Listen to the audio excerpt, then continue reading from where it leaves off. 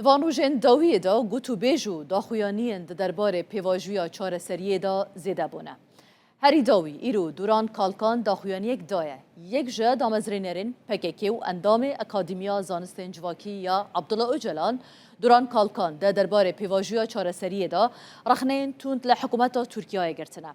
دوران کالکان دبیجه کو دوی هفدیتن لگل امرالیه به زلال بن. دوران کالکان جو آژانس که نزدیک کجاکیرا آخویه و دواره دوی هف پیوینه دا. دبیجه اجبوی کو پیواجو پیش و بچه. دوی یاساین سیاست دموکراتیک بین درخستن. دبیجه آک پارتی و برپرسین دولته دبیجه گوتبون کو و هیا داویا نیسانه یاسا بین درخستن.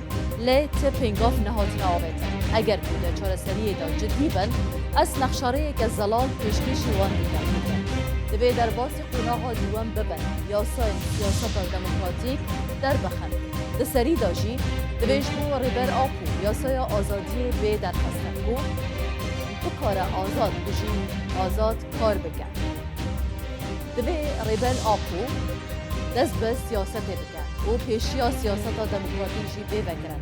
دما کو اف یک چی بو و جا اروپای جی چیا جی همو کس بچن جمعی تنه بریارا باوستاندن شار چکداری نداره. هم جا استراتژی خبات سیاسی در باس استراتژی سیاست دموکراتیک بوده. لی حکومت لپیش نابرنیه.